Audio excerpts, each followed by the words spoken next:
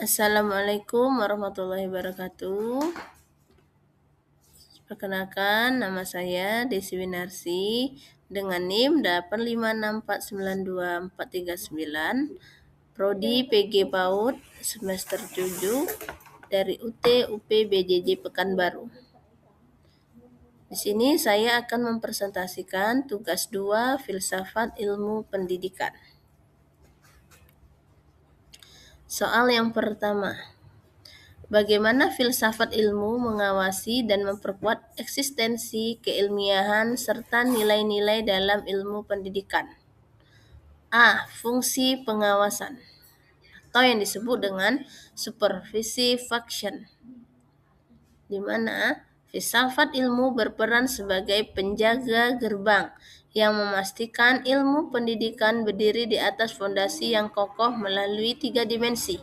Yang pertama, eksistensi atau yang disebut dengan ontologis, di mana eksistensi ontologis filsafat ilmu mempertanyakan tentang apakah pendidikan benar-benar ada sebagai ilmu yang mandiri. Jawabannya, ontologis menegaskan bahwa pendidikan memiliki objek formal sendiri, yakni proses memanusiakan manusia atau yang disebut dengan humanisasi. Tanpa landasan ontologi, pendidikan hanya akan menjadi praktek teknis tanpa roh. Dimensi yang kedua, keilmiahan atau disebut dengan epistemologis, di mana keilmiahan atau epistemologis disebut juga dengan filsafat ilmu memastikan bahwa klaim-klaim dalam ilmu pendidikan diperoleh melalui metode yang sahih, riset empiris, kajian fenomenologis, analisis kritis. Contohnya, teori belajar Vygotsky tentang Zone of Proximal Development atau yang disingkat dengan ZPD diakui ilmiah karena melewati uji epistemologis yang ketat.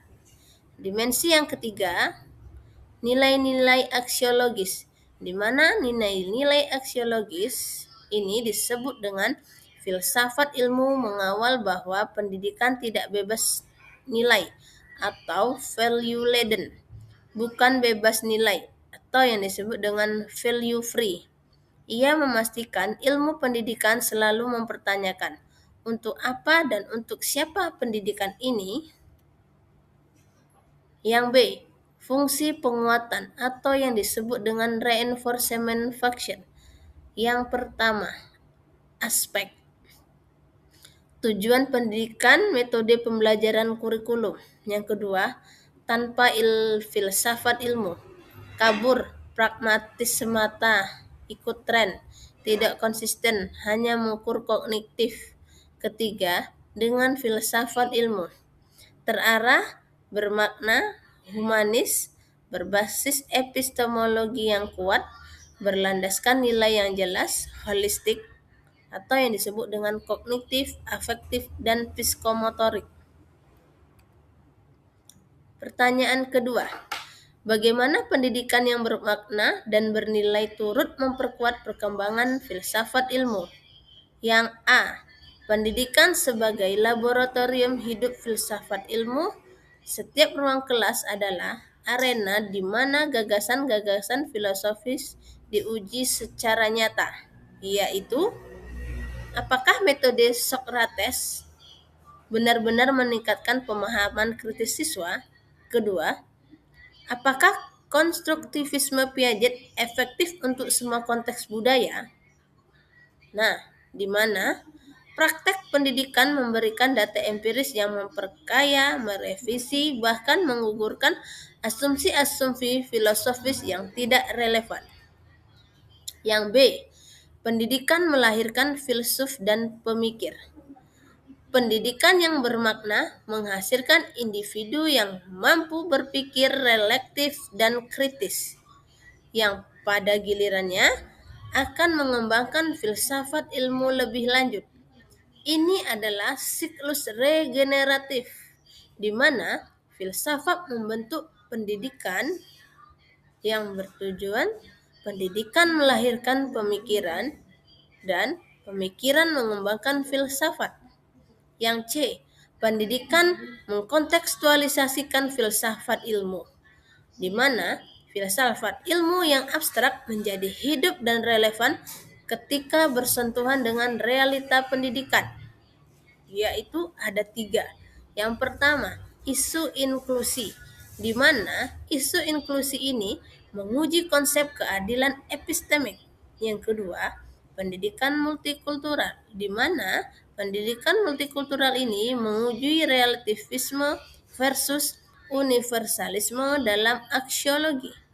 Ketiga, teknologi dalam pembelajaran, di mana dalam teknologi pembelajaran ini menguji ulang epistemologi pengetahuan di era digital.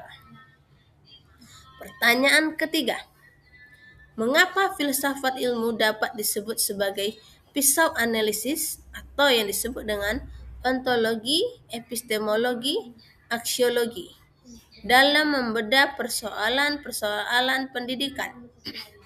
Mata pisau pertama atau yang disebut dengan ontologi. Apa hakikat sebenarnya dari fenomena pendidikan ini?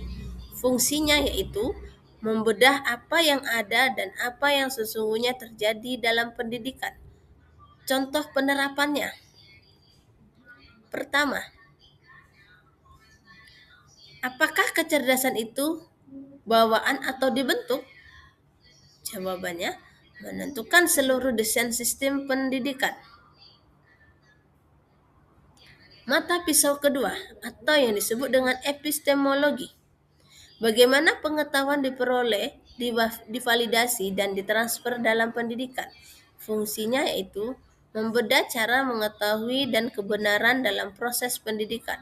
Contoh penerapannya yaitu, apakah siswa belajar lebih baik melalui ceramah atau eksplorasi mandiri? Kedua, bagaimana kita tahu bahwa asesmen yang kita gunakan benar-benar mengukur apa yang ingin diukur? Ketiga, pertanyaan ini melahirkan berbagai teori belajar, yaitu behaviorisme, kognitivisme, dan konstruktivisme serta konektivisme. Mata pisau yang ketiga, atau yang disebut dengan aksiologi. Nilai apa yang seharusnya dijunjung dan dipromosikan dalam pendidikan? Fungsinya yaitu membedah nilai, etika, dan tujuan pendidikan. Contoh penerapannya yang pertama, apakah pendidikan harus mengutamakan keunggulan individu atau kesetaraan sosial? Kedua, bagaimana menyikapi konflik nilai antara nilai lokal, kearifan lokal dengan nilai global dalam kurikulum? Pertanyaan keempat, contoh konkret penerapan filsafat ilmu dalam praktek pendidikan, misalnya dalam kebijakan, kurikulum, atau proses pembelajaran.